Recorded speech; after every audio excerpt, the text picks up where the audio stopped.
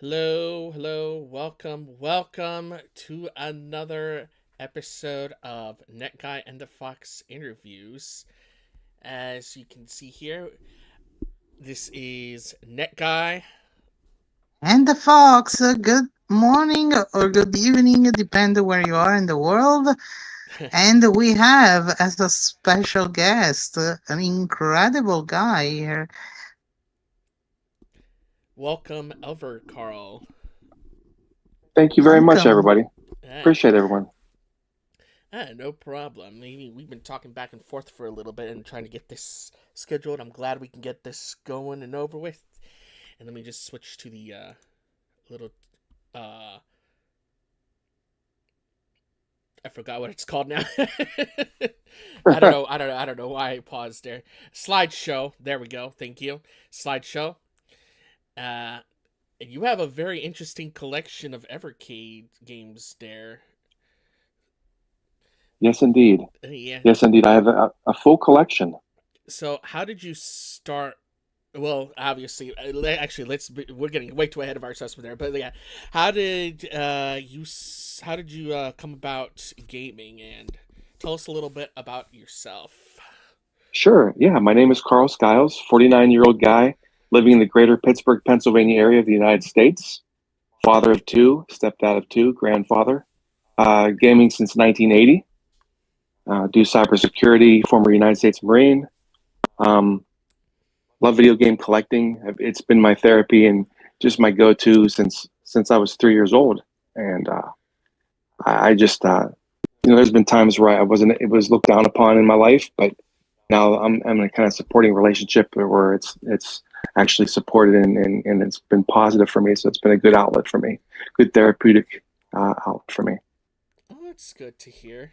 So, what would be the first console you've played so far? The very first console I ever played was the Atari 2600. I got that in 1981 or 1982. Oh, wow.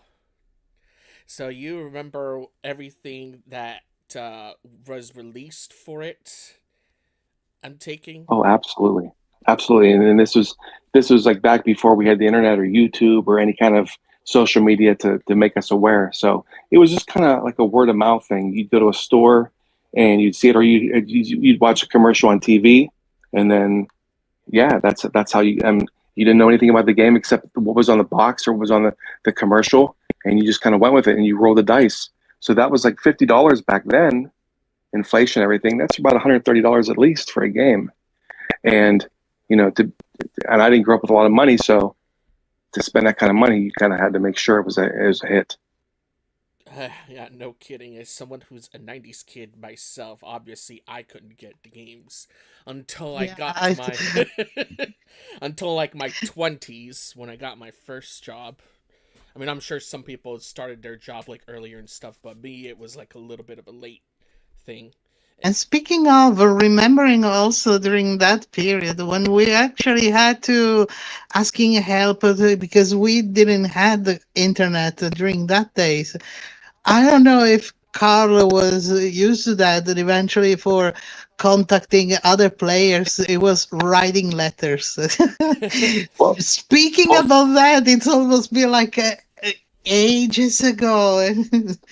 yeah. Well, I'm thinking like early '80s when I was a kid, and like during lunchtime at school, we'd all like talk to our friends, and we'd talk about the different games and just different, what was good, what was not good, different hints. So yeah, I didn't write any letters, but I had a lot of kids that I went to school with, and a lot of kids in my neighborhood that we all kind of had a communal little mini gaming community within our own little neighborhood. And as far as the gaming community is concerned, like when keeping it local, what was the first one you were part of exactly, if you remember? Just Yeah, just like what we're talking about, like neighborhood kids. I grew up like in the projects, and there was a lot of kids around that had the Atari 2600, or they would come over and play it at my place, and we would just like when we could get a game, we would try to get different games for each other and kind of swap them amongst ourselves, just kind of that type of thing. So it was like kind of a tight knit community. It was really cool, and it was definitely within confine within our own little neighborhood. Hmm. So, what would be the first video game you've played on the Atari? I would say probably that was absolutely combat because that was a pack-in game for that. That was a really, really rudimentary top-down kind of game where you would just be 1v1, and it was kind of like the first pseudo multiplayer game, but it was localized because you could just play it local on the TV. But yeah, that was my very first game on a console was combat. And what was it? Was it single player, multiplayer? Well, you could do it wasn't against the computer, so you almost had to have someone else. So like my dad would play with me just to kind of like uh, just appease me, and and we'd play and but if you played it like by yourself on one player, you would just basically just go over and just shoot the tank. So yeah, it was a two-player game. And any others that you've experienced on that console? Oh, absolutely. Pac-Man was another game that we bought. That really disappointed my expectations because that was the first game I ever played in an arcade was Pac-Man, and it looked amazing. But then when it got ported to the Atari 2600, the guy only had like 6 weeks to really finish this product by himself, and it was really lackluster. So that was disappointing. But at the same point, I didn't have to go anywhere, and I have to spend quarters that I didn't have on a game that I wasn't very good at to begin with. But that was it. So, and now we're getting there. What would be your favorite title so far? On the Atari 2600, sir? Yes. Oh, I would say Pitfall 2 is my favorite. And Pitfall 2, yeah. any accomplishments that you've covered or gotten any? And obviously this is way before we had achievements in consoles, so do you remember any achievements, like what a game that you've beaten or in under a certain time, etc., etc.? Well, I did beat Pitfall 2. That was the first game that I officially beat. And that was probably 1984. But we didn't. The achievements we had back then was the Activision fan club. So what would you do is Activision would say, if you got such a score, take a screenshot, and we would have Polaroid cameras before we had digital cameras, and we'd take a picture of our televisions, and we'd send that and mail it into Atari or Activision rather, and they would give you a patch for the game, that associated with that. That was your achievement back then. That was your badge of honor, your trophy. And mine was a game called Frostbite. Huh. We got a question from Retro Game Boy. Have you played Solaris on the 2600? That is a later title, but I know that's my best friend asking the question. But when he comes to visit me in 3 months, because he's in Ireland, and when he comes to visit me, we're definitely going to make a point to play that. So yes, we will play that, my friend. Oh, nice. So I guess my other question would be, any other consoles have you owned after the Atari?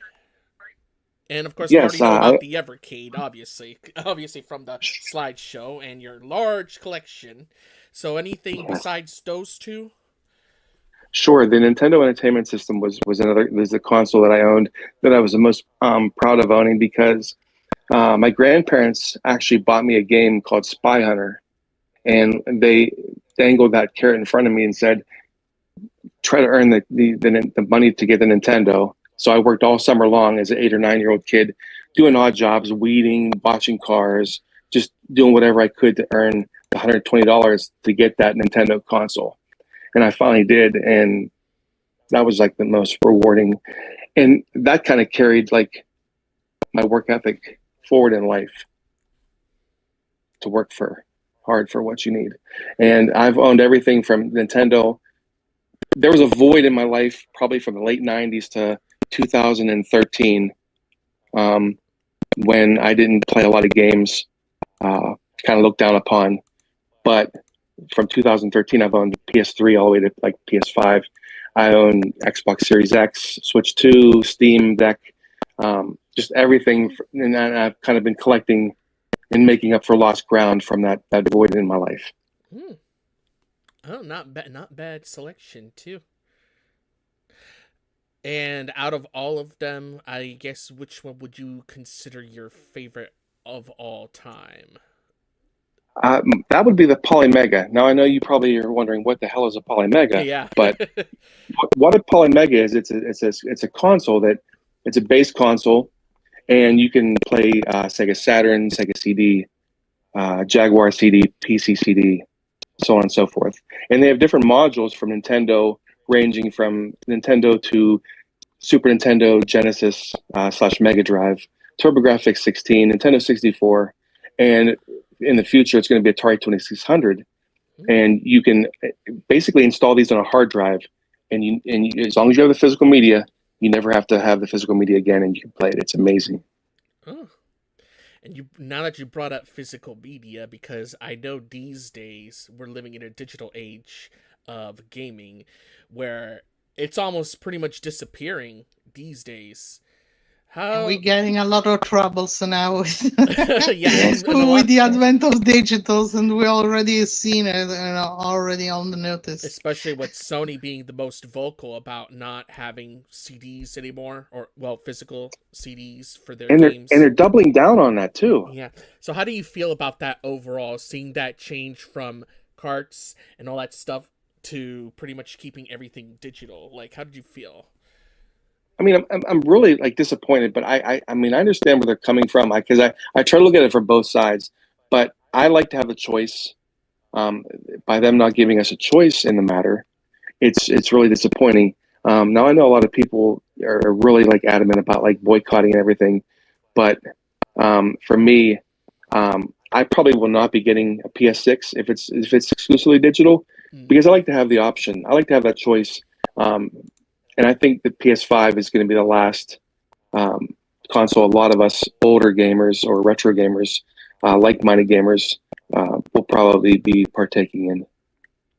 That's honestly how I feel about, well, even though I have a Switch 2 and a Series X myself, I feel like those will likely be my final consoles overall as well. I mean, granted, I know Nintendo hasn't really said anything yet. I know Xbox is trying to turn their CDs into digital copies, where you can turn your CDs into digital copies, and at least you get to keep your a license for it and even sell it in their case. So that's what they allegedly said.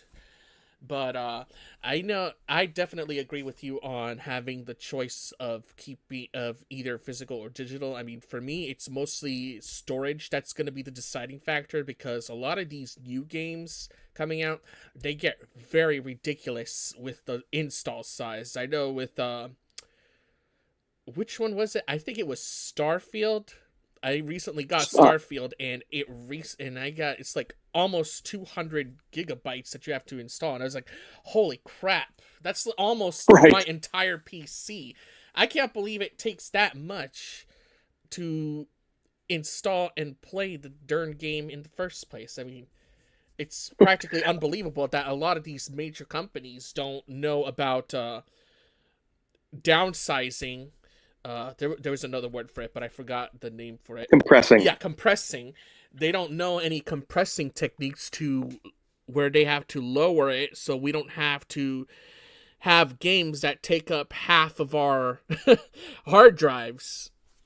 But absolutely agree with you on that. Yes, for sure. But it's practically non-existent. I mean, I don't think is that they do not know how to do it. I personally felt that it's been more like a practical decision to not doing it. It's kind of like, for me, is the same concept of why you company don't pretty much have a beta testing team for testing your game before releasing it.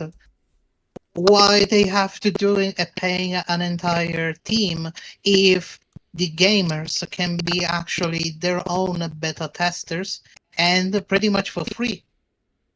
And that's a great point. And that brings to the point when you get a digital game and you get it at midnight, there's a patch almost immediately, like right there. So you're right. They should have been testing that well in advance before they have a patch right at like midnight. Mm-hmm.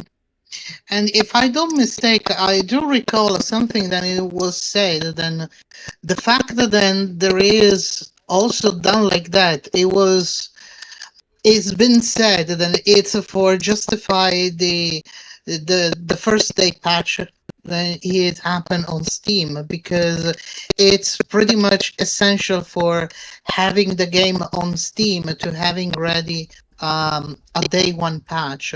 The problem is, for me, then the day one patch could even be for something that you really eventually forget, but it would be so minimal. Then again, it can be still a patch, but it wouldn't be like correcting a lot of issues, a lot of things that could have been corrected earlier. So you just release an unready and unfinished and unpolished video game, do the beta testing for the gamers, and then justify it. Oh yes, because we know there are these issues, but we're gonna cover them for the day one patch, which to me is kind of like a weak excuse. But that's just me.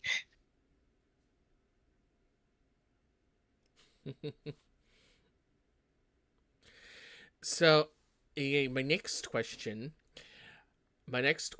is actually, since you about the event of the Atari, there is the video game crash that happened. I think it was with one of their later consoles. I don't remember which one it was, and it involved the game E.T. How did you feel when that happened? Well, here's the thing. The video game crash only happened in North America. Right. So outside of them, outside of us, everybody was fine. But what I think ET gets a bad rap for is I don't think it was the sole factor. It was one of many. But at that point, there was so much shovelware being put out in 1983 that it was just oversaturated. There was no controls, no checks and balances.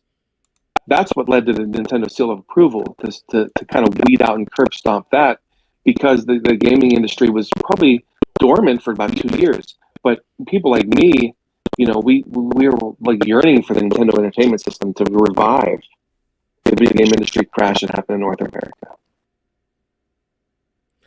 And did you feel that with Nintendo pretty much bringing it back to North America and stuff, what were your like expectations during that time, as far as Well,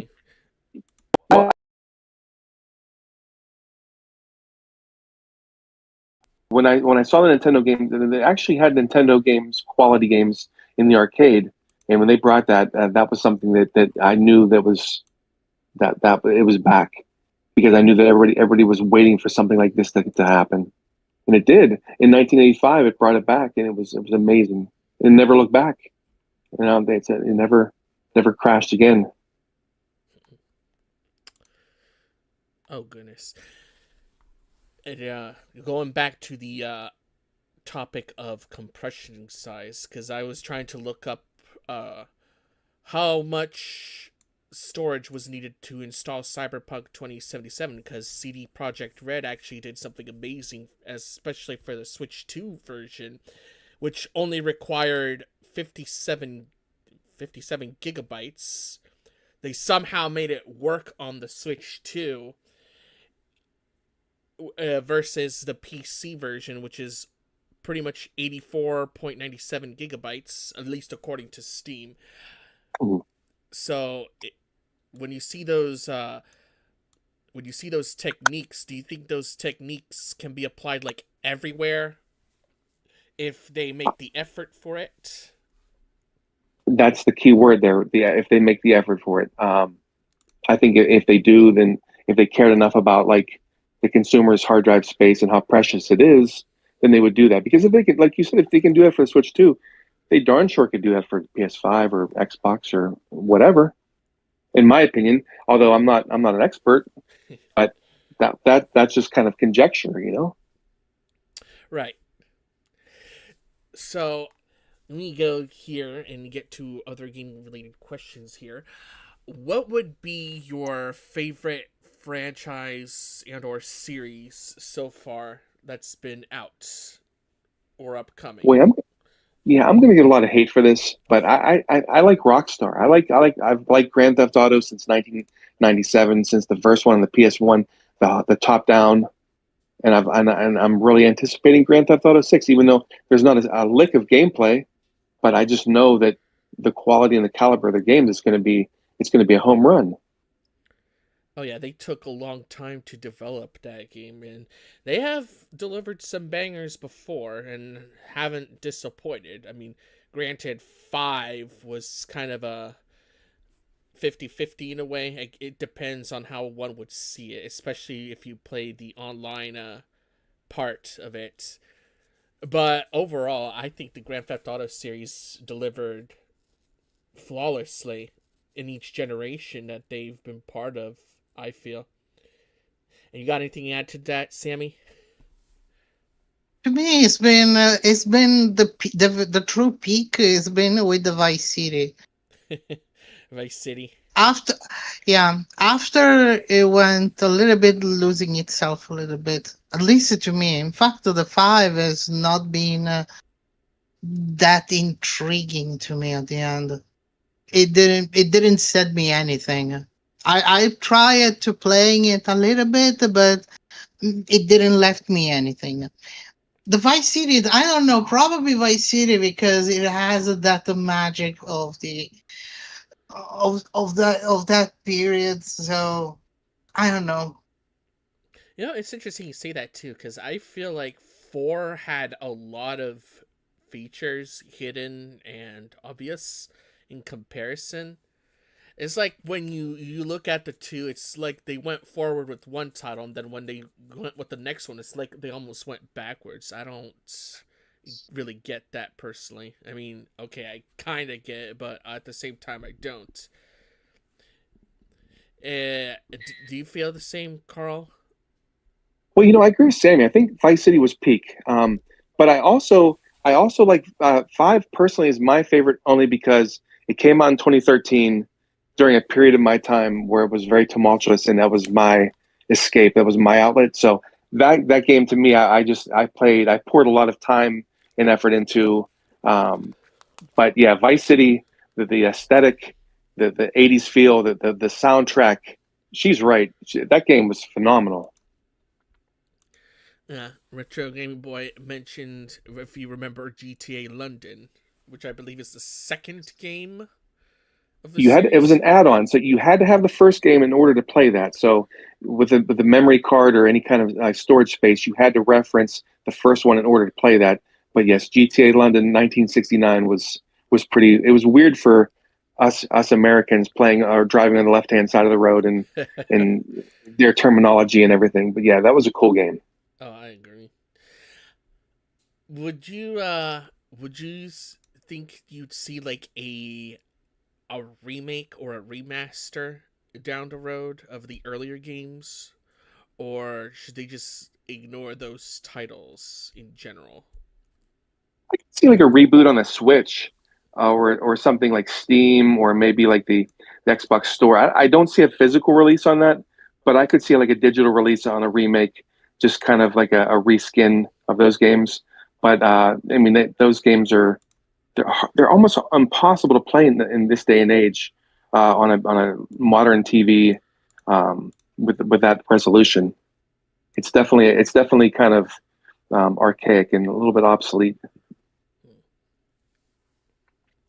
Yeah, it does feel like it still has its own appeal, I will say, especially for us older gamers. But it has not aged well. I will agree on that in comparison to the recent titles. And speaking of, what would you say is your favorite genre? Well, I would say probably sports games. That's to me, that's just something that I've played since Tecmo Super Bowl and Tecmo Bowl back in the Nintendo gaming days in the '80s, the late '80s. But sports games have just been there for me. Like when I was in the Marines, like during 9/11, that's what I played, like sports games.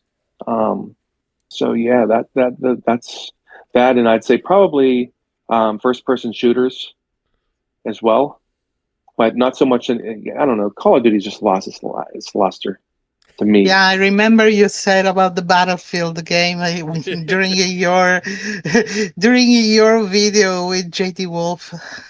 Right? Yeah, I played Battlefield since like the early 2000s on PC. Phenomenal franchise. It's still going strong. Still going strong. Oh yeah, I think it is going strong too. I mean, granted, they just need to be like hands off EA, maybe. I don't know. Yes. I know Yes. EA has its I don't know a nice way to put it, because it feels like they're going like underneath a really huge downfall compared to like years ago, especially in the 2000s, which was their peak. But it seems like they're going under and under every time. I just think they need to listen to their fan base more. And Yeah. it's just become such a big mega company. It's just such a monolithic company nowadays that they just lost touch of their focus, which is us. Yeah. I already remember when they did that, like with the Sims franchise, and even with BioWare, who made really good games before they bought them out. EA, that is. Well, right now for EA, the big preoccupation is actually also for BioWare. considering that now EA it was officially sold by, I mean, it's been sold to Saudi Arabia Public Investment Fund. A lot of the fans have been preoccupied for the what's going to happen to the new Mass Effect and the BioWare team in general. Because it's apparently voices have been said, and there might be also budget cuts, and there are preoccupation, and a good portion of the team would be cut by the budget cuts. Yeah, supposedly they might be selling some of those companies as well. And now that we brought up that topic, Carl, how do you feel about all this consolidation happening in the industry? To me, it's more about the money nowadays. It's not about listening to the gamers and listening to what we have to say and what we want, and it's just kind of like cramming down our throats what they're going to give us. And I just I love that's why I love supporting like the small and indie developers, because they haven't lost touch and they know exactly what we gamers want, and their games tend to be generally more fun and more quirky, and that's the kind of game I like. I love those quirky little games like that. And you know what? Fun, quirky games. It's like, yeah, I do miss those times where we had video games that had a bit of soul in them. Like they poured their soul and heart to developers, even to the point where we got weird titles, especially titles like the Toe Jam and Earl series. Long time since I've heard that franchise myself. And Right.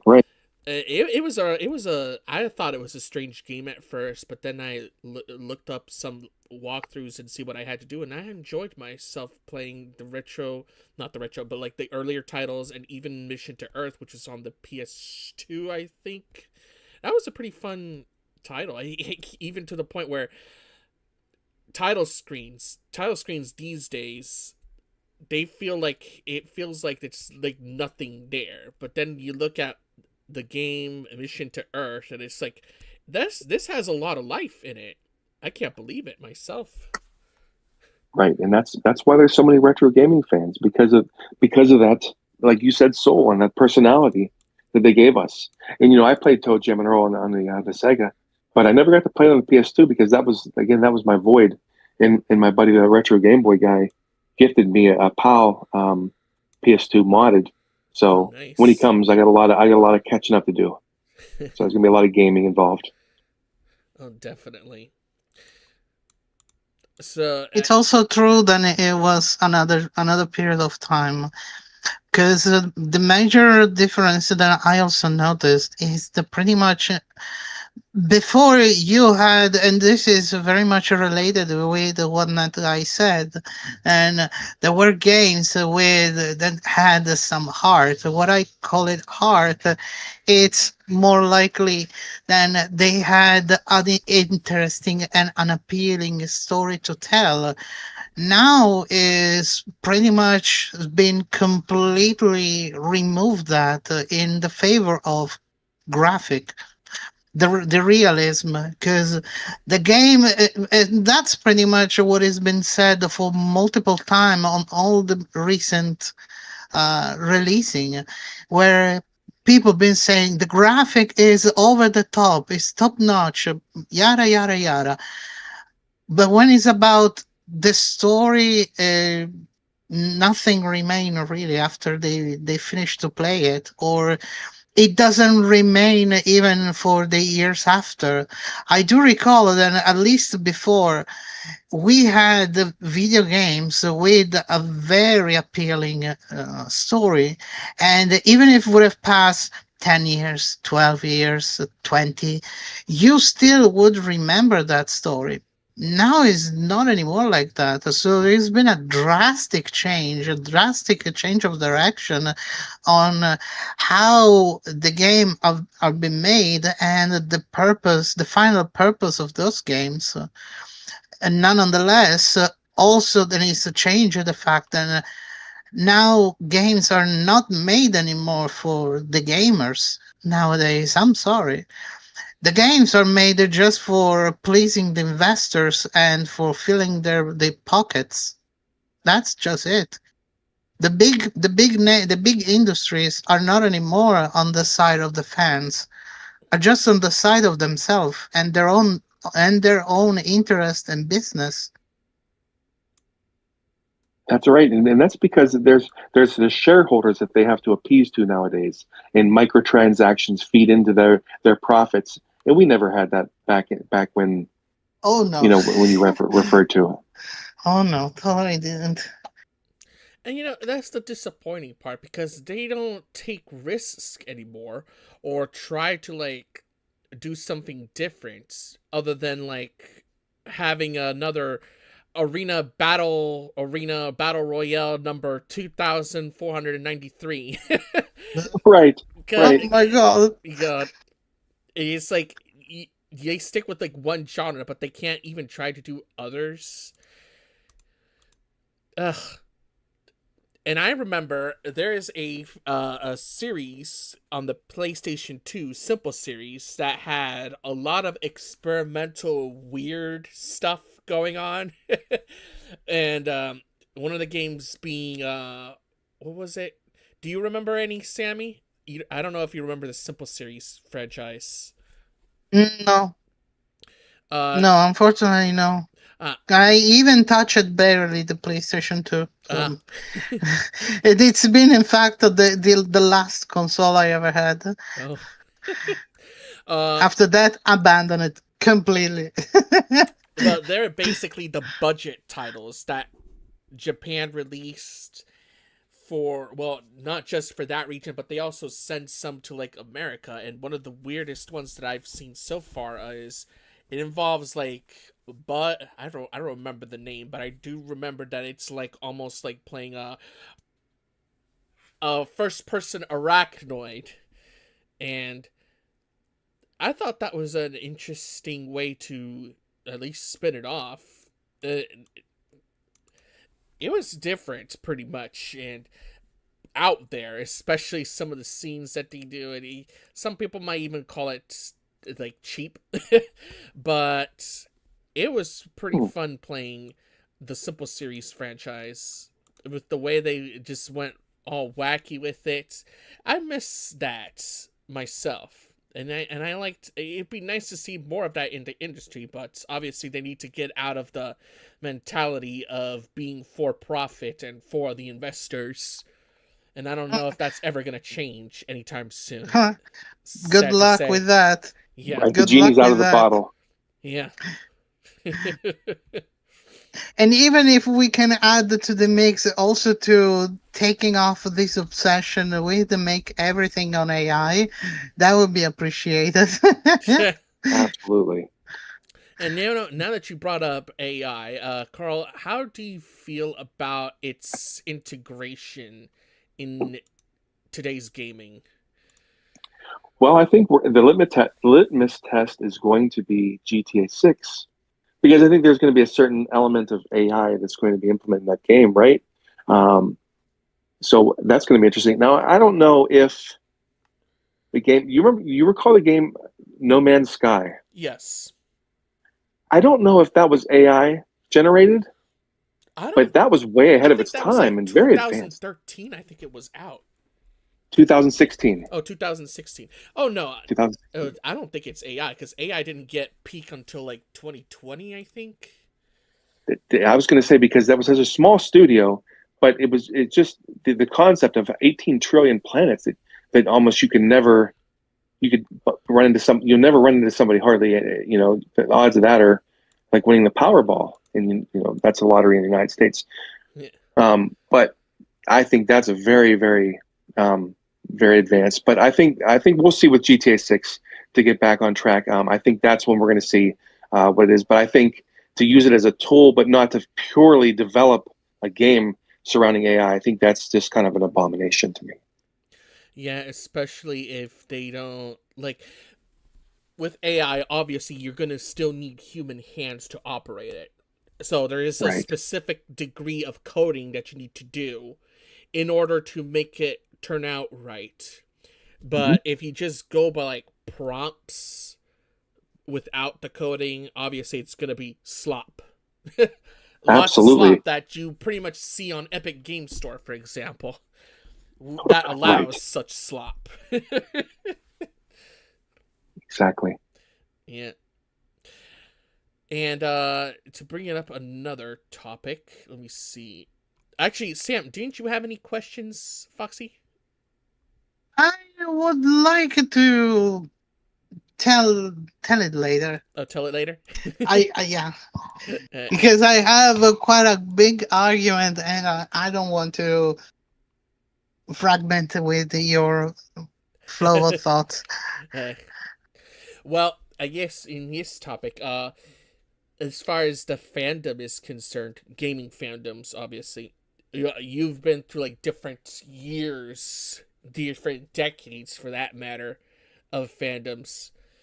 So like versus today, versus like the modern, and then to back then, do you see any significant differences? Yes, I think it's more toxic now. If somebody doesn't agree with you, then they just automatically get pissed off, like right off the bat. But back, I think in the '90s, people were just like more level-headed, and I don't know, they didn't take to heart like, hey, I like Super Nintendo, cool. I like Sega Genesis, Mega Drive, that's cool. But that was just different time, different thing back then. That was mostly on marketing too. Well, it Right. was marketing that created that so-called console war. But even then, people back then in the '90s, all they cared about, heck, all I cared about, all they cared about in general was, I just want to play this game, man. Well, Right. I And mean, are we sure about that? Because I do recall that actually the communities between Nintendo and Sega were quite on war with each other's. Well, that's really the power of good marketing strategies. They want you to say it's a war, but at the same time, then you have people or no people that has one or the other, or hell, even both. Hmm. Even It's not really if a in huge that case, deal. yeah, even if in that case, actually, before the people, actually, it was something between the Nintendo and Sega companies to be like each other's poking at each other's sides, and then the people would follow it up with that. So maybe that's been kind of like the little seed, then it just drastically evolved in console wars nowadays, and also the toxicity between the communities. I don't know. I think you're on to something there, because they were kind of adversarial uh, in their marketing campaigns and their commercials. It was just because it was before the internet, and you could see a blitz of television ad campaigns against each other. But to bring up to your point that we were just happy to have the game, and I only had a Sega Genesis Mega Drive. My friend down the street had a Super Nintendo, so if he had a game that I want to play, I'd go to his house and vice versa, and but I think later on it evolved into what we have today. There was more cooperation between the people. I get it. Mm-hmm. Of course, it helps if you lived by these people, because obviously, if you have friends, but then you move away, and then it's like, oh no, they're not close by anymore. Dang it. So that was like the only drawback back then. I mean, that's pretty much been resolved with online gaming, obviously, but definitely there was a bit of more camaraderie in comparison, especially the whole going over to their house to play this and that and whatnot, versus today where we're just gotta log on to our accounts and get online and play some GTA. Right. Right. And now that I brought up online gaming, have you what was like your first foray into online gaming? That would be the PC. When I built my own PC, I'd say in 2002 or 2003. I think I played Medal of Honor. Um, so that was the first game I played, and that was I didn't have a headset or anything, and that was very interesting because I couldn't believe that I was actually playing against other people, and so that was kind of very fun. And so I don't do that a whole lot now, but with my first time, it was just I was blown away. Oh yeah. Oh, I recall the first Medal of Honor that I had was the Underground. Oh, excellent, nice. Whew. I've played the first one, I believe, but it wasn't online because I was too. At the time when I was still like in middle school, we were still too poor to afford internet, so didn't get it till like late. I do remember there is a game that I used to play online. It was part of Tom Clancy's franchises, actually, Rainbow Six Rogue Mhm. Spirit, and it's many expansion packs. I've played that game online, and it was pretty fun. And that was when GameSpy was still around too, because it ran on GameSpy servers.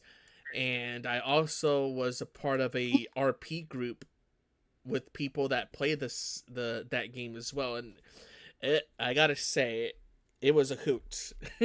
I didn't think something like that would exist, but I enjoyed myself. I've been playing that for years, and ooh, I still do. I mean, there's ways to like get it online now because everyone's like, they got like a copy that's you can get for free online, obviously, and fan servers and whatnots. But back then, it was really big, and I didn't stop. I couldn't stop. I just couldn't stop. That's a sign of a That's how good great game it right was. there, then, you know? Oh yeah. I mean, when I think about the franchise that's going on right now, which is now an extraction shooter, bleh, versus to what it was before, which was tactical. You gotta plan out what you gotta do, where to go, and every other kind of action. Because it's not just you don't just go running in and go shoot at everything. No, you gotta be more strategic about it. And that's what I miss about the franchise in general. I don't know if it'll ever go back to that because again, it's an extraction shooter and a freaking arena shooter. It's a shove what it was formerly, pretty much, and it's just become another cog in the already oversaturated market, and it's a Yes. disappointment since then. So I mean, some indie developer may pick it up and run with it and bring it back. You never know. That's the beauty of indie developers. you know, They can just bring back something like that on a dime and make it pretty good. and you know, it's the funny part about that too, because there was someone on Twitter that talked about that. I'm trying to look for it. Let's see. Yes, indie game clone controversies. So it's like a obviously there's like a mixed reception when it comes to indie game clones, and then I responded to that person saying that maybe this wouldn't be happening if most major companies stopped neglecting their IPs that were once popular. And Spot on. I mean, if you keep neglecting your games, someone else is gonna pick it up, and like, what's there to be angry about when you can't even make it your damn self, right? Right. Right. So how do you feel when you see the so-called indie game clones around? I mean, I think they're fine. I mean, honestly, I think that there's only so many ideas and concepts you can have to go around, but um, like I said, I support indie developers all day long. I like what they do. In fact, there's a company called Fire Studios, which is a small company that I saw at Steel City Con 2 weeks ago, and it's a small indie company, and it was kind of like a Silent Hill clone for this game. It's called Project Songbird, and so I just bought a physical copy to support the guy. But that's kind of an indie clone, but I'll support it because I'll give it a shake, see what it's all about. And what's your take on indie game clones, Sammy? Personally, it really depends if the game per se is gonna if it's gonna be an attempt to relaunching or rebranding an already existing IP that is never been developed any further by its own creators. By all means, go with that. At the end of the day, you're just putting your own creativity into a project. So you're using a base, but you're going to evolving in something under your own vision, and I will never see anything wrong with that.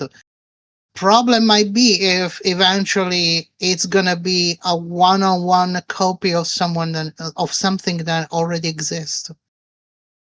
In that case, it would be more making a remake or a remaster, which on that side, I understand that can be a little bit problematic because legally it'll be like, hey, this IP is owned by us. So even if there is a remake or remaster, then it should have been done. I prefer if it's done by us because we own the IP.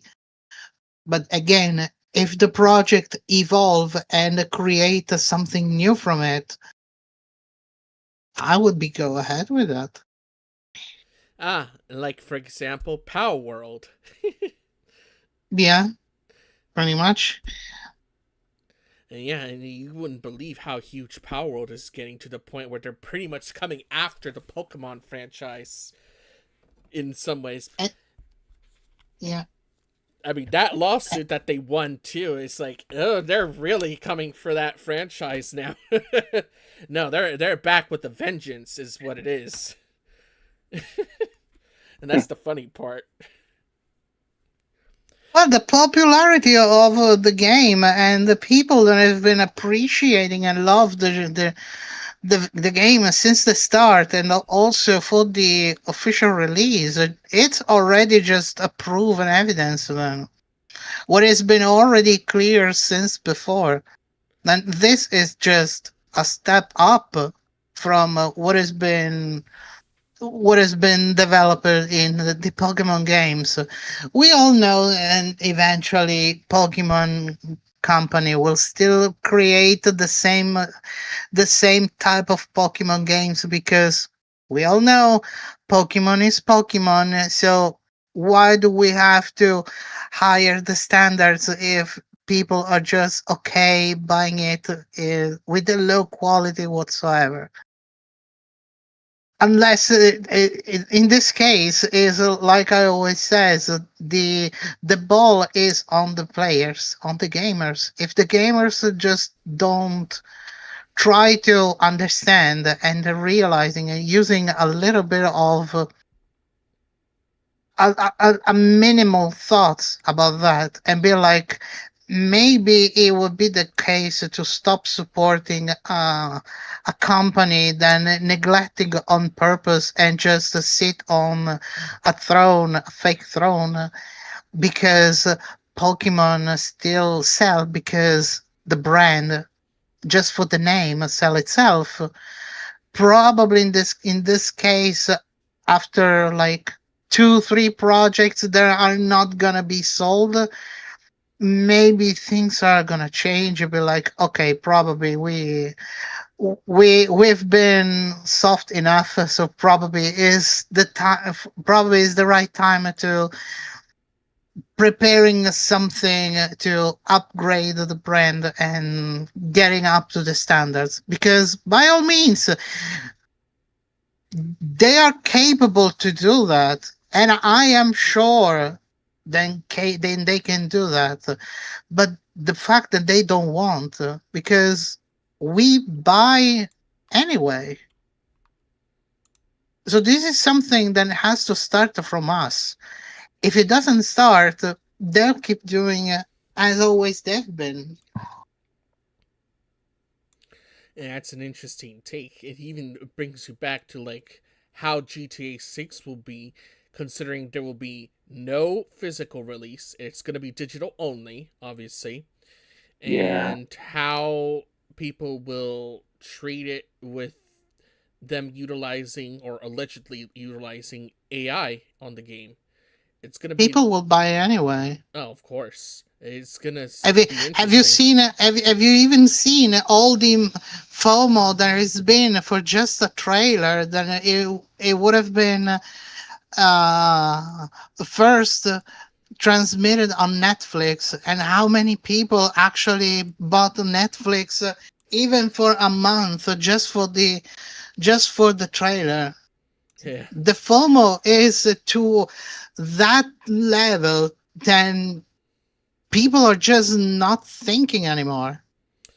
Oh yeah, you're going to have like people, gamers in general, they're going to have like their favorite franchise, their favorite IP, and pretty much be loyal to it in the end.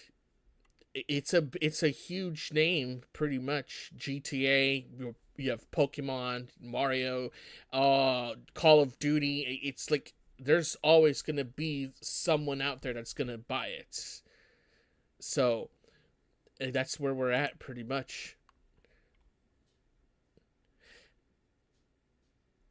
Let's see. And what do you think about that, Carl?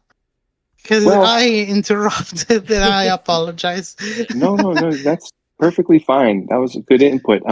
My opinion is I'm highly disappointed that it's not going to be coming out as a physical release. I mean, it's a pseudo physical release where it's essentially you get a box and it's a code, Yeah. but it's not. I mean, they can take it away anytime if you quote unquote buy the game. Having said that, though, I did pre-order it for myself as well as my son and stepsons because it's just a tradition. We've all been waiting since 2013 for this game to release, and it's something that we've bonded over and have a special place for. But I know I'm adding to the problem, but that's probably the only exception I would make is that particular game. Me personally, I'm probably gonna wait for the PC version myself, which will likely take 2, maybe 3 years, maybe that they're gonna port it there.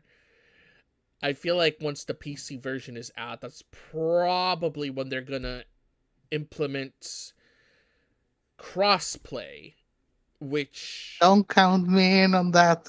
No, me either. I don't know. I mean, to me, it still It would baffles me be to it this would be day. easier it would be easier see my body floating on the river instead of taking GTA 6. But yeah, I always found it baffling that they never tried to implement it in 5. I mean, I guess I get it if in the case that it's older code and they don't know how to implement it, but at the same time, it's like that's a huge game in itself. You kind of want to have everyone or want to have you at least your friends in one server, but obviously they have to get a specific copy in order to do that because reasons, obviously. Yeah. But Because you think it's not gonna be cross platform. yeah, I mean, you think they would bring it to like older games, but then obviously you have to wait for the next title to do that. And I don't know if they'll implement it at this moment at launch. Obviously, it might be some issues to do that, of course. But I also feel like once the PC port is done and released, that's when they'll start to put it in. And from there, it'll likely get a boost. Where people might actually get the game anyways. So that'll definitely be a deciding factor for some. I'm hoping that game comes out the following September at the latest for PC. I think they've had enough time to get it polished and get it ready for the PC folks. And I just don't like how that it's not all released at the same time. I think everybody should get equal treatment. Oh, I agree. These days, it's pretty much a significant importance, especially when it comes to crossplay. If you want everyone to play at least have all the features that should be the norm, like rollback netcode, for example. That should definitely be a standard, but for some reason it's never is a standard. Especially when it comes to fighting games. That's gonna be like important, especially when you want to not deal with lag and all that stuff and significant differences between all the platforms. Let's see. Any other questions from you two, Sam, Lena? I wonder actually how will run GTA 6 on PS5, considering that for some game there is it's even hard to make it run smoothly. Mm-hmm. So if it's gonna be even too extreme for PS5, I'm gonna be like, it's gonna be very problematic if actually it's gonna run badly on the PS5. And it's I kind of like feel like no, don't worry, it's kind of like gonna be a similar thing like happened with PS4 and PS5. So like you have a game that is being released in PS4, but then it run it fine with the PS5 because it was always intended to be released for PS5 and not for the 4. So I'm gonna feel like, is this gonna run badly on PS5 because it's supposedly to be run for the PS6? That'll be the day. I think you're absolutely correct. I think it's going to be how GTA 5 was released on the PlayStation 3. How it was just it was a good game for its time, but it was so much more polished and meant to be, like you said, on the PS5. Yeah, and then they're gonna have to do some more updates once the next generation of consoles starts getting released. It's gonna be interesting to see, that's for sure. So, and now to that state, there is one thing I was wondering about, because hell, I even put it on the slideshow. I want to talk about the Nerdy Hippies. Oh, excellent. Excellent. I'd love to talk about the Nerdy Hippies. And Sam, I'm guessing you have some Oh, questions. and on that, yes, I do. Go ahead. I do. So I wanted to ask, in what occasion you've met for the first time JD Wolf, and how did it came out the idea behind the Nerdy Hippies, and also you're already planning some new episode? Maybe can we have a little exclusive, perhaps? Sure, I'd love to give an exclusive. I met JD Wolf about, I'd say, 3 years ago. Um, I think we met on Twitter, surreptitiously met through Twitter slash X. Sorry, I'm still calling it the old name, but we You're met. good. I still used to calling it Twitter. Okay, good deal, good deal. But we used to frequent. He lives about 5 miles away from me, across the river from me, and there was a game right in my town, a little gaming store that we would go, and we just kind of met through there online. And then I met him one time. His wife was doing a craft show at a local school, and I met him there, and I purchased some things, and I met him, and we started talking, and I actually eventually worked at this gaming store just as a little side gig on Sundays, and we started messaging each other more and more, and we hung out. And one day we went to he came over to my house. We went to a gaming store, and we were just like, we're like best friends. Fast forward to 2026, we're best friends. 3 weeks ago, it's like 5 weeks ago, he pitched the idea of Nerdy Hippies. I'm like, cool, let's do it. He created a blog on WordPress, and then he created a YouTube channel, created a Facebook account, created an X account, and we just started creating videos. And it's just kind of like a side project, like just a fun passion project for us. Something we both enjoy. We're both best friends, so it's just kind of natural chemistry between us. I'm the yin, he's the yang, and it's just and what we do have planned. We have a video that just launched. It's an unveiling of a purple Evercade, which is a limited edition, only to 1,000 people that ever owned one.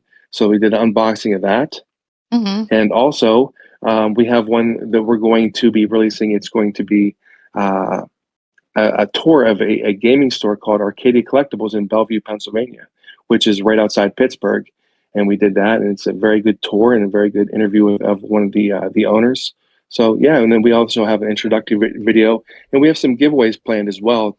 Once we get a little bit more of a stronger foundation, because we're only 3 weeks old, so we're just we're very much a fledgling little collaboration group going on right now.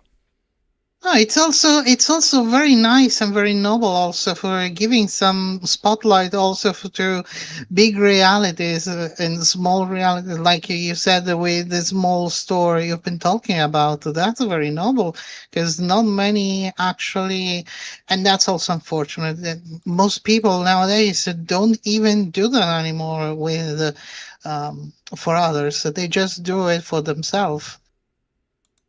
We're so blessed to have so many great small and local gaming stores, little small, as we call them here in America, bon pa shops. They're very small shops, and Mm-hmm. we love supporting them. And I'd say we've got about 8 to 10 gaming stores in the area. We're very spoiled. Yeah, we only have like one big one here in, well, I don't know if there's more in Virginia, but at least in Northern Virginia we have like East Starland. Really good store, really great selection, and I definitely am gonna visit them one of these days. Hell, I might even start doing an episode with them soon. I just need to do a lot of convincing on my end, of course, but that'll be the day, obviously. We get to talk with the owner and all that stuff. So hopefully people will look forward to that. And Sam, hopefully you have shit ton of questions. You and Lena with them as well. And I will be very on point as always, and without wasting any shot. Because yeah, pretty much I am the one that punch hard. Oh, yeah. That's for sure. Also, I wanted to ask, have you thought to create a special format with JD where you both play some historic video game together and you both play and commentated doing what people calls nowadays a lore run? So pretty much telling you play the game and you explain the story, and as much you progress with it. You are very much a psychic, like a Nostradamus, because we are actually getting a game capture card being delivered today for that very purpose. Like I said, we're much of a fledgling group Mhm. project, and so yeah, we bought a game capture card. We definitely plan on streaming some Evercade, some games. He has a lot of consoles at his place, and so I'll probably bring whatever I have over to his place because that's where we film.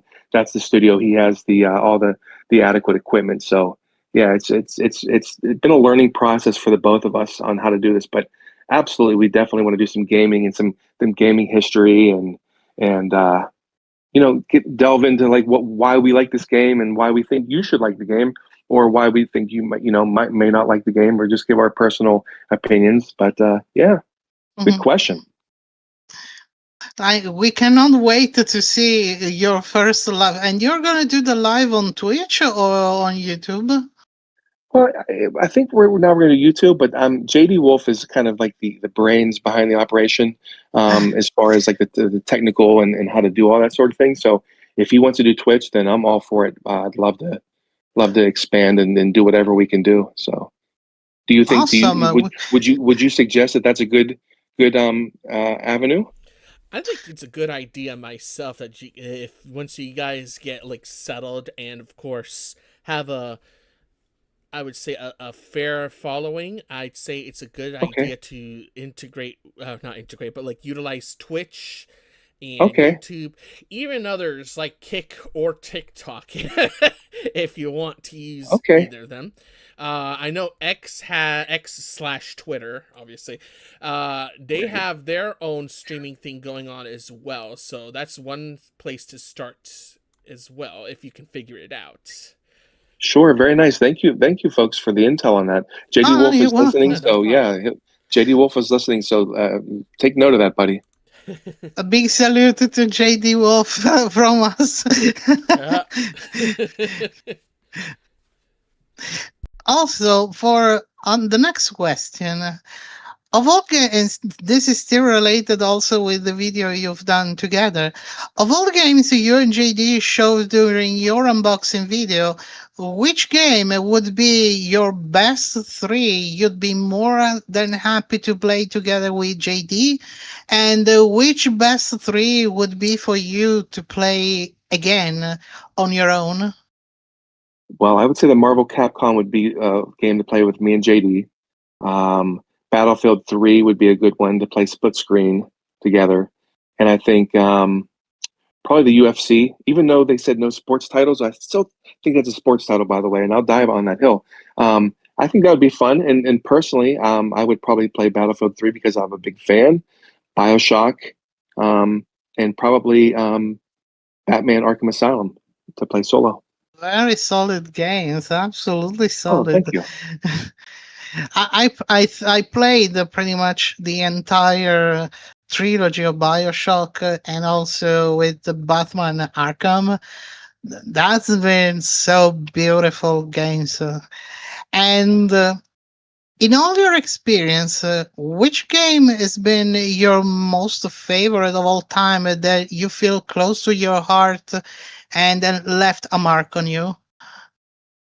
Well, Something that changed you as a person, pretty much. Right. The original Pac-Man, that was the game that hooked me and got me into video games in 1980 as a 3-year-old kid, because I could not believe you could control what I perceived to be was a TV at the time, to control that character, and it was a rush. And that was I had Pac-Man fever, as they said in the early 80s. Pac-Man fever. Okay, nice. Hey, oh, go ahead, Sammy. No. I was saying nice. Go ahead. Right. So yeah, how do you feel as far as the Pac-Man games and I guess franchise is concerned? How you've played other Pac-Man games besides the original?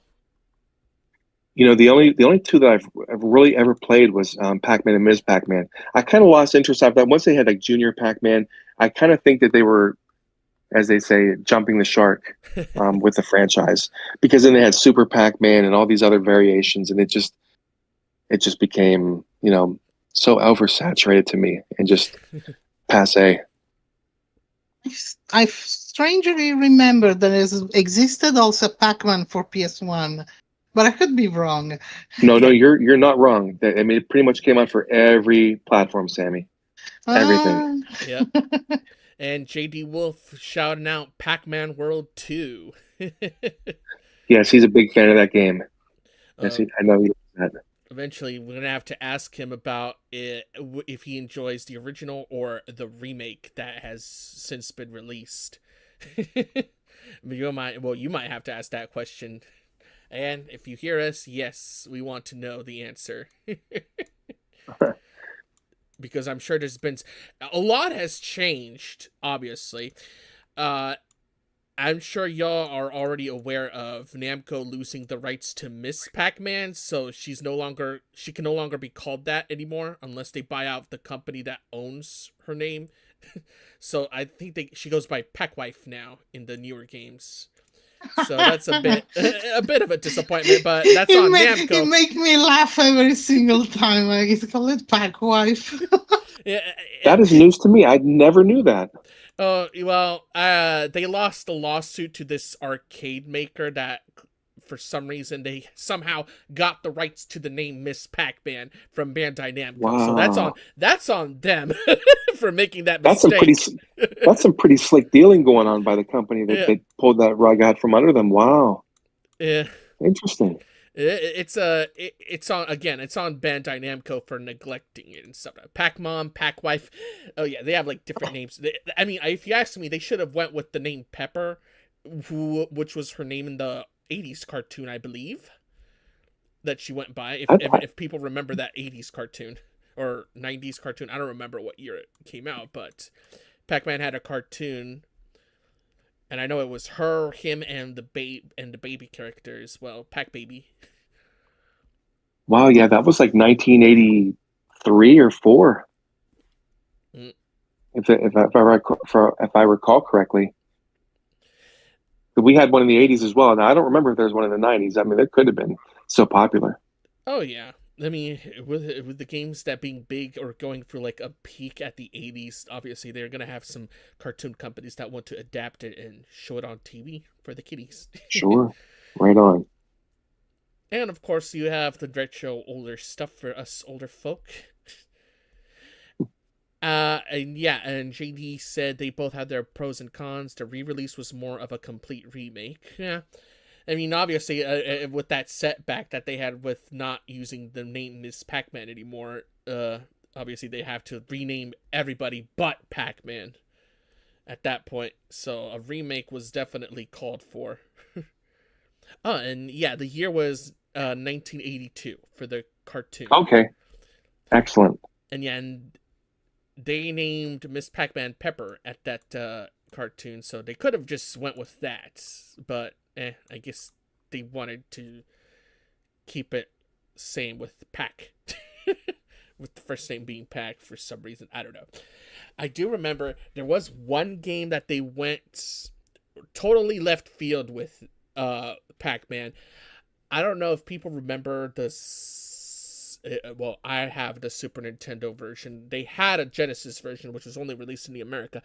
Pac-Man 2: The New Adventures. It was like the way they created the game. It's like a interactive cartoon, and the character that you control. You don't really control Pac-Man. You control the slingshot, where you have to shoot specific items or areas, or even Pac-Man himself, which I found pretty funny, because you can get him because his actions differ by the mood that he's in. So if he's angry and stuff, he won't listen to you, and he'll probably do stuff that's particularly daring, and it might put you at a dead end or something. And then him being happy, he'll be more receptive to your suggestions, and that it was a pretty fun game personally. And I just got that.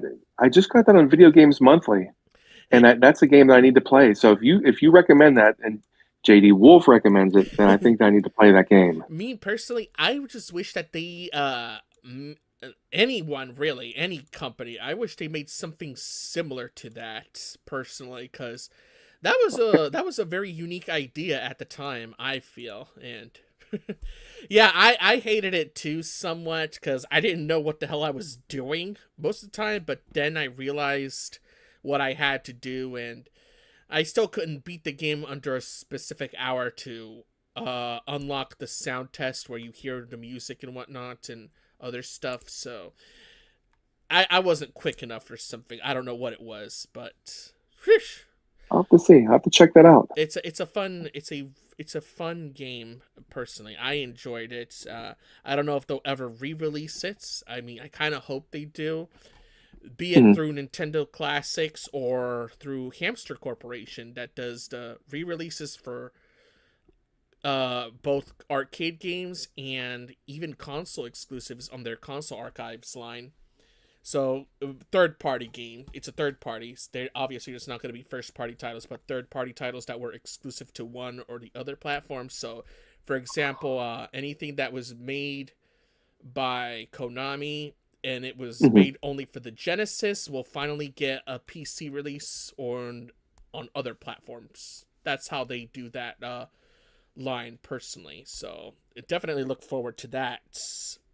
And they've done a very good job at porting, so I've been pretty much a fan. I've gotten a couple of arcade games, one of them being the Outfoxies that they released for every platform except PC, of course. But Oh, they made it for me.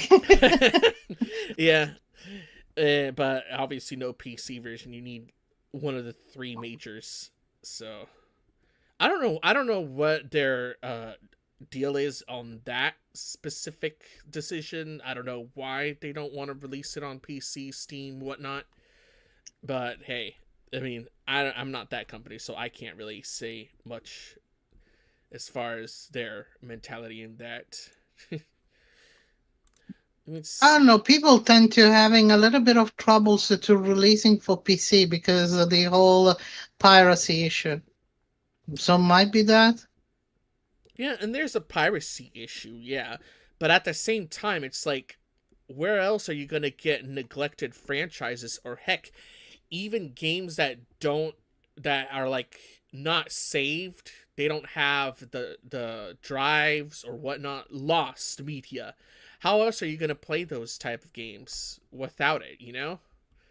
Hmm. Without emulation, Yeah, it's like there's an importance to emulation, even if some of these companies disagree with uh, particularly how we do it, but at the very least, the emulation stuff, it helps brings back a lot of games that yeah. It would have been helps with the considered. preservation, and then it's not granted by, or then it should granted by default from the who create the game, but instead they Oh don't yeah. because license is until we allow it, and when it just get out, you're just left with nothing.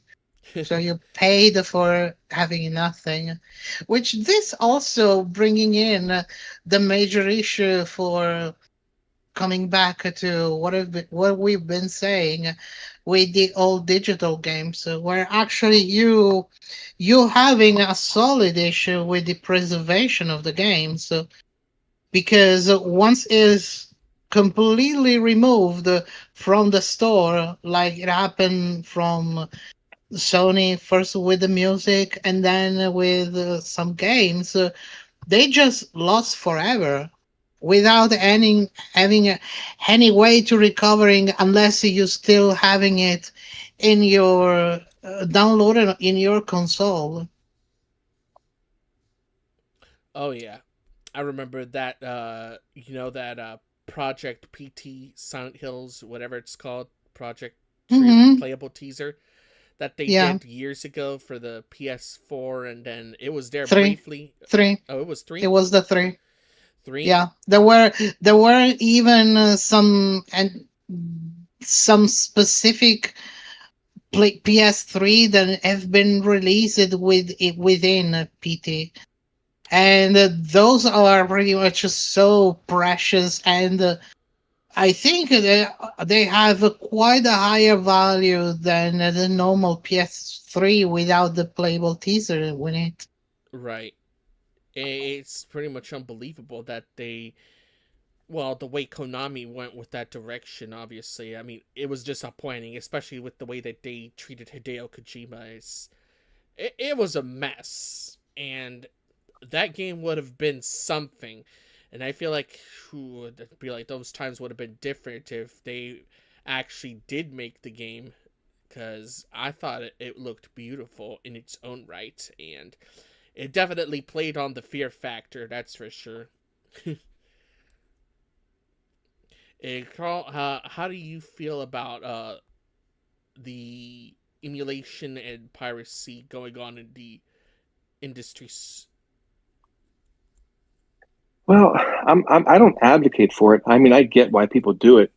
It's not my thing personally, and I'll segue. That's why I like the Evercade because it's an inexpensive way to play games, emulated, sort of emulated, but in a way, but just to support local developer, small developers, and make sure they get their cut. So yeah, I mean, like I said, I get why people do it.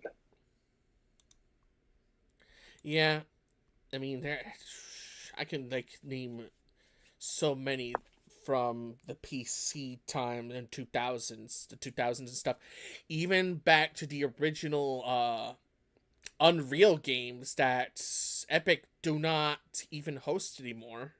they've been delisted, and now Mhm. you have to like find them somewhere else to even Right. play those two games because they don't sell them anymore. So Yeah, and that's a viable case for it. yeah, and then you have the ones that don't even bother to save the source code, and that's the biggest tragedy I felt that was happening in the industry.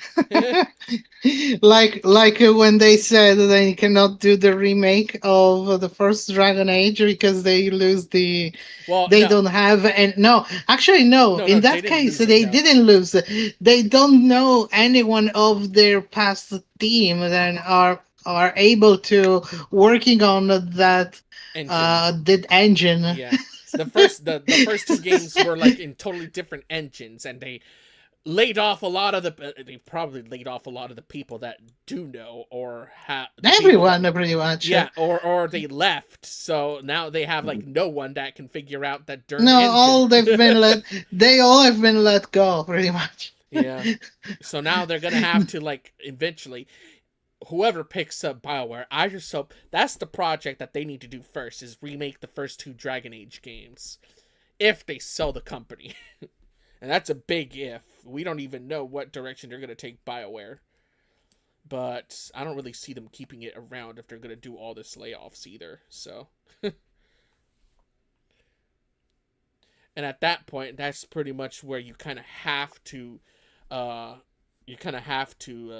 be for remakes in that specific case, because I'm sure everyone's been waiting for a collection of all three Dragon Age games, not Vilgard, but the first I three. can still play the original one.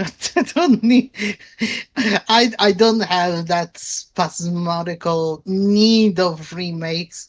Kind of Yeah, that's like true. I am the same one. Then if I want to replay Legend of Dragoon, I'm gonna replay it with the PS1 graphic, and it's gonna be fine. Well, they didn't lose the code for that one, so at least they can re-release it. So No. I know that, but it just mean then to me it just graphic. It means nothing absolutely in a game. Considering that I also play a lot of pixel games, and in that the graphic is non-existent, and yet there are some pearls that are absolutely beautiful.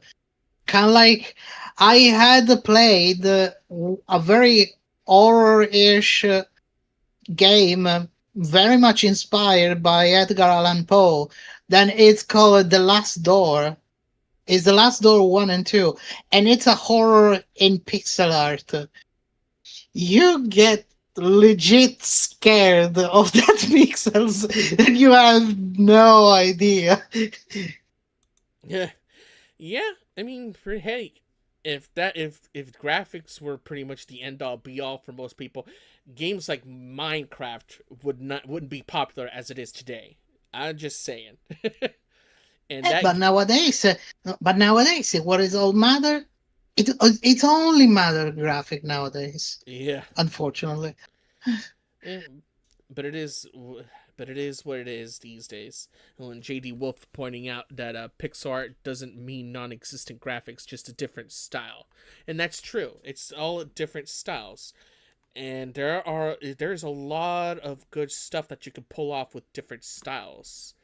Hmm. It's like you just gotta look and try them out, obviously through the demo. But yeah, you just gotta look through and go through whatever slop is out there right now, and you'll find a crown jewel of it.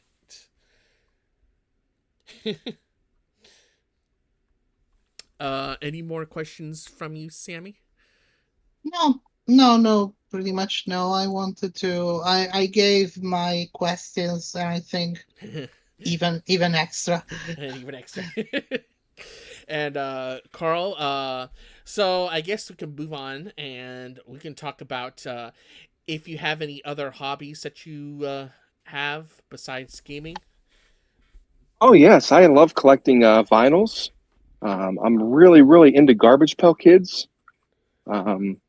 I like wrestling a lot, and yeah, those are my side hobbies. Oh yeah, we're also wrestling fans here. I noticed with Sammy, very impressive. You hear that, Sammy? Yeah. Speaking of wrestling, so what was the era that you first watched wrestling? I remember the exact moment. It was 1984. Hulk Hogan had beat the Iron Sheik in Madison Square Garden for the World Wrestling Federation Championship. Uh, Every kid at that point became a wrestling fan from that one because he was in Rocky 3. And that was a that was popular movie. Rock and Wrestling Connection, or at least post Rock and Wrestling Connection. That was pre Wrestling Rock Connection. Oh, Rock and That was in Wrestling. 1984. Yeah, the Oh, Rock and okay. Wrestling Connection happened in 1985. Oh, Late 1984, 85. Yeah. Oh, that was a precursor to it then. Yes. Yes, it was. Yes. Yeah. But that was the moment that hooked me. Oh, nice. Not a bad moment too. Not for me. It was I grew up during the Attitude Era personally as a '90s kid.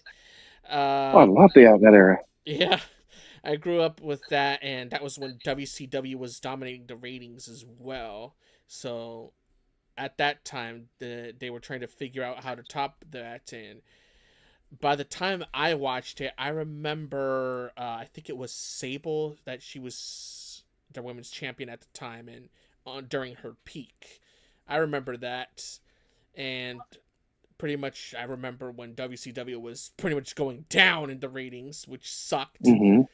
Uh, but it was a fun era at the time, I would say. I still watch it time to time. I mean, it's not the same as it is like years ago, but it was a good time to watch. I would say like the 2000s, in my opinion. Even though it was just WWE, but now that we have so many options, that makes the industry even better, in my opinion, because now the wrestlers themselves, they have a certain value to their names that they don't have to be like overpaid, not overpaid, underpaid, uh, taking cuts from like the only game in town, and now they can just go somewhere else to get paid even more. And And I tell you, and those indie circuits pay pretty well too for a lot of the wrestlers that used to be on the main rosters of some of those big companies. So I love supporting local indie wrestling. It's phenomenal. It's fun and entertaining. It's you support local people. So yeah, it's good stuff. And I've met the $1 Million Man Ted DiBiase at one of those events as well. So that was pretty cool.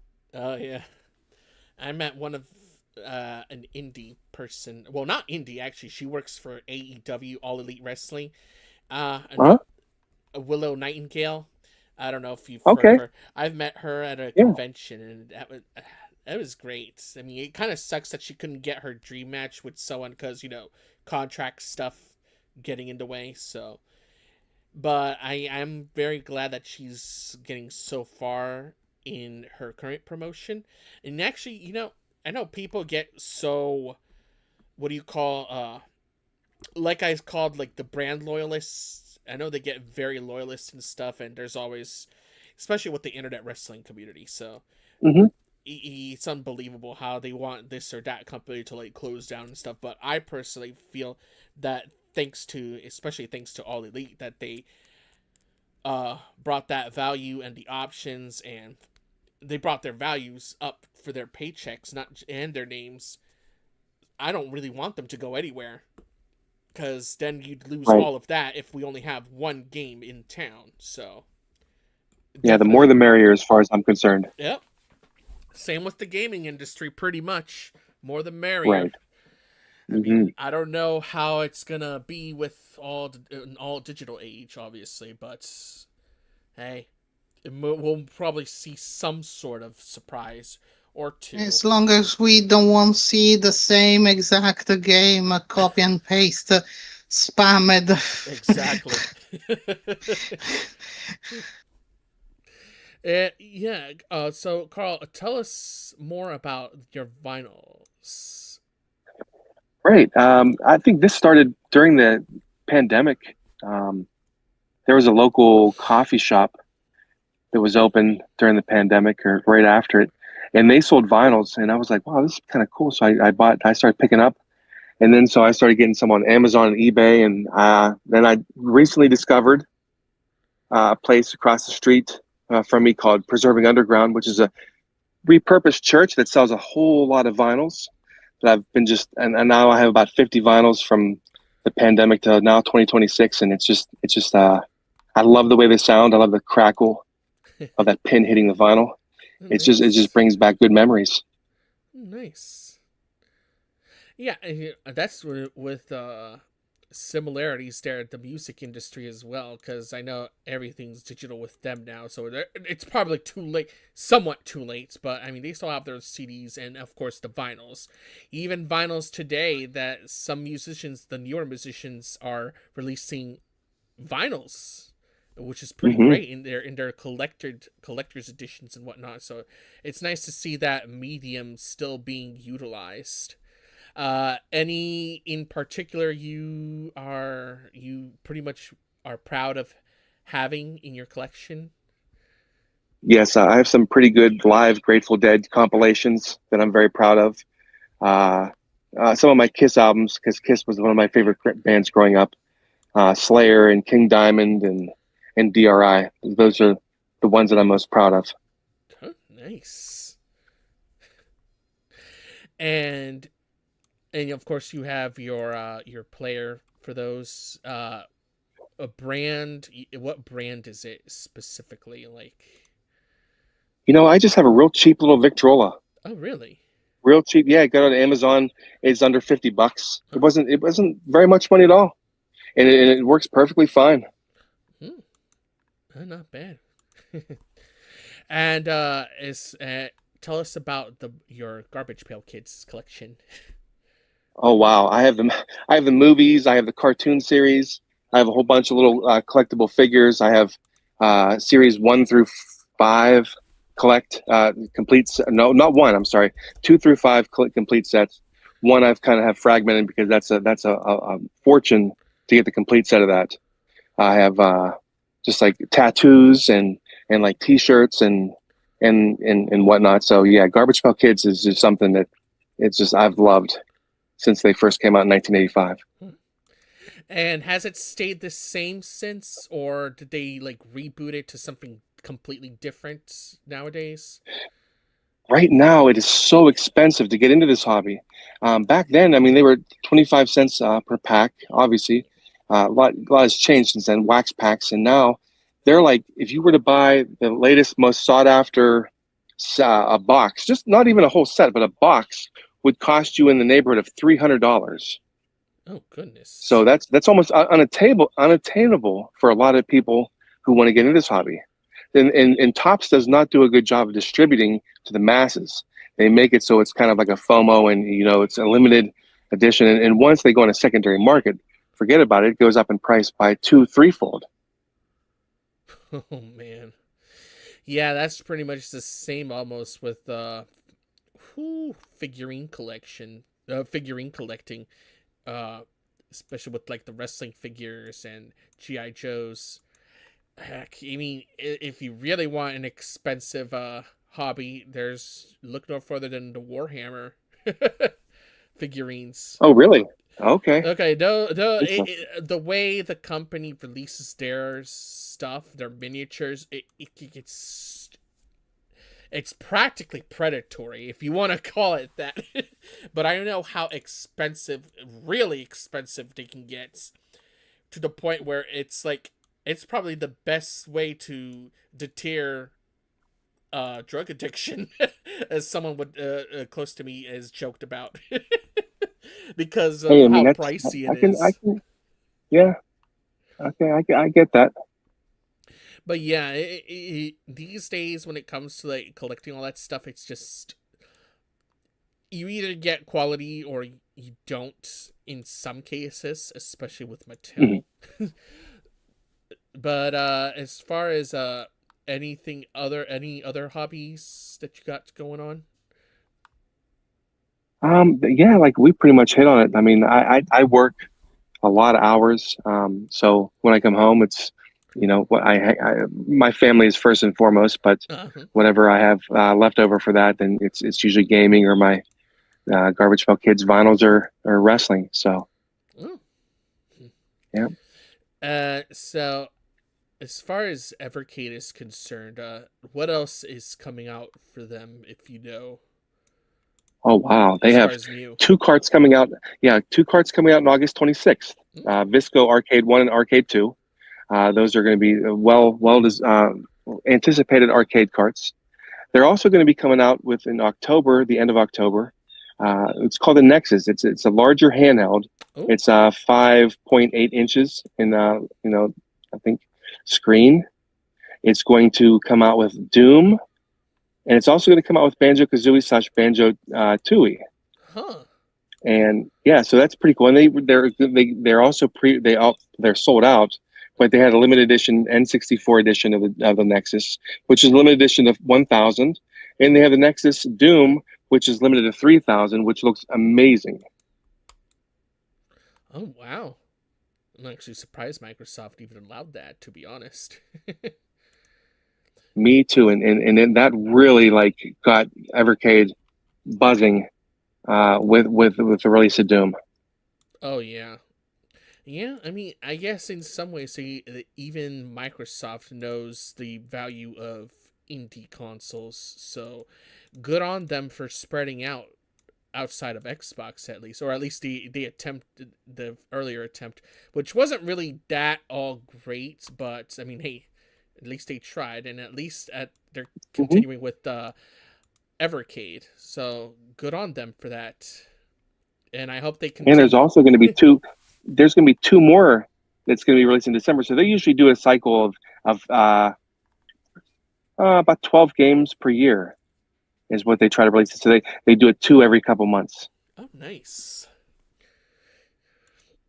All right, and Samantha, Lena, you got any follow-ups that you want to give? No, I think pretty much I covered all, but any question for Lena? Nah, I think everything's been covered.